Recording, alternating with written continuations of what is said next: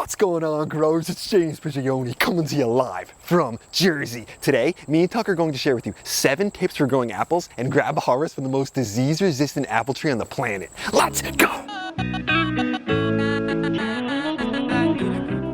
The first tip is to buy and plant dwarf trees. They only get about 8 to 10 feet tall and wide. Smaller trees are easier to manage in every way. They're easier to spray in the spring and summer, they're easier to cover to keep the critters off, and they're easier to get a harvest from. And yet, they still give great yields. The second tip is to grow disease-resistant varieties, like this one right here, the Liberty apple, known as the most disease-resistant apple tree on the planet. It's much easier to avoid issues rather than having to manage or fight against them. So when you grow an apple like the Liberty apple that's resistant to fire blight, apple scab, and cedar apple rust, it makes growing apples a lot easier. The third tip is to buy and plant bare root trees. As we know, healthy roots are essential for a healthy tree. And when you buy a bare root tree, when planting, you're able to spread the roots out when you plant it into the ground.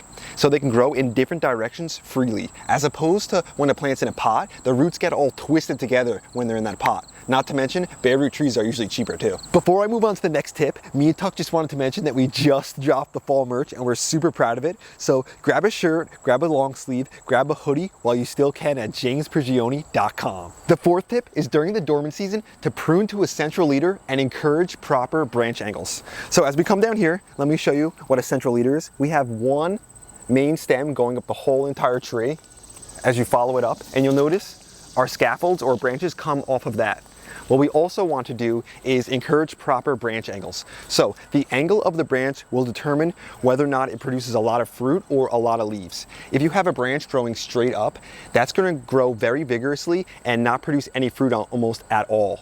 If you have a branch that's growing completely flat, then it's going to produce a very lot of fruit but minimal shoots. What we want is a branch angle from vertical that's between 50 and 75 degrees. This is going to give you the best balance between fruit production and leaf or foliage production. The fifth tip is to use sprays to prevent issues. I use a few different organic sprays when growing my apples. The first one that I use is BT. I use this for the bud moth larvae and the codling moth. Works fantastic. The second one I use is Surround Kaolin Clay. I use this to cover my fruit, which helps prevent it from the plum curculio from cutting into my fruit and laying eggs inside of my fruit.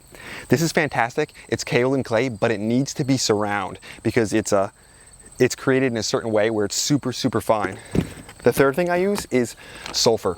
I use this to help prevent apple scab on some of my susceptible varieties. All these things I showed you are completely organic and safe to use in your garden. The sixth tip is to thin your trees. This is a super hard one, especially if you're new to gardening, because it seems counterproductive to pull a lot of the fruit off, especially when it's young.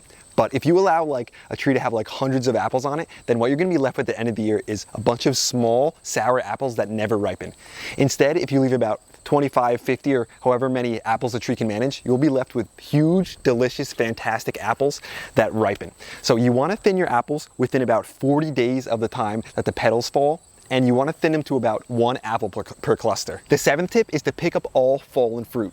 So fruit that falls from the tree prematurely could be harboring insects like the plum curculio. So what you want to do is go out, grab that fruit, and remove it from the property. I don't have any fallen fruit in the ground because I already took all mine, threw it out, and got it off the property. Before I harvest one of these delicious, organic, homegrown apples and get a taste of it, I first need to share with you a few more bonus tips that I think are super valuable. First, you need at least 2 different varieties to pollinate one another because apple trees are not self-fertile. So you need 2 varieties that are different that flower at the same time. Second, when it comes to growing apples, you need at least 700 to 1,000 chill hours. Chill hours are where the temperature is below 45 degrees but above freezing. So if you live in an area that doesn't get at least 700 to 1,000 chill hours, you might not be able to grow apples. Third, and this is vitally important, do not bury the graft. If you bury the graft, you will no longer be growing a dwarf tree, you will be growing a full-size tree. Fourth, stake your tree when it's necessary. And it's best to stake the tree when it's young because it's much easier to straighten the tree out when it's young and bendable as opposed to when it gets much older. The final bonus tip is to enjoy delicious, organic, homegrown apples.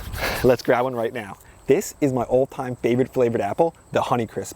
So let's just twist this baby right off and taste it. Look at the size of this homegrown apple on even a small tree. This is what happens when you thin the apples. You end up with a lot of large ones.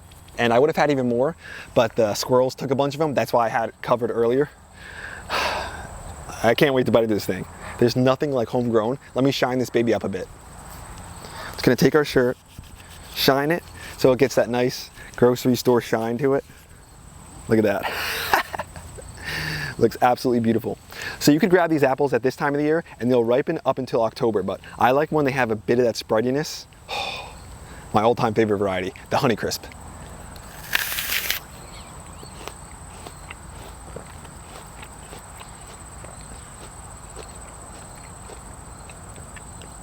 So sweet, nice crisp, incredibly juicy. Look at that nice tan flesh in there. Oh, this is why we grow our fruit at home.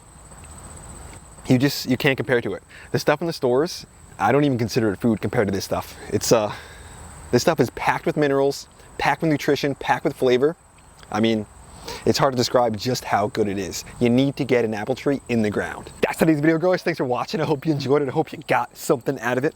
I hope today me and Tuck equipped you with some of the tips and tools so you could successfully grow some apples in your own backyard. I'm telling you, there is nothing like fresh, organic apples, especially when they're some of your all-time favorite varieties. It's almost indescribable. It's like, I don't know, I can't stop taking bites out of it and eating it. It's just, it's definitely a treasure. If you've noticed through the videos, I like to just grab like 1 or 2 of these every day to snack on them instead of grabbing all of them at once. I feel like it like extends the harvest for me and it just makes the whole thing more enjoyable. If you guys love seeing the boss in the videos, spam some hearts down low. Even though it was hot, he didn't quit. He stayed out here, he kept working, he kept supervising, and that's how we get some delicious apples like this.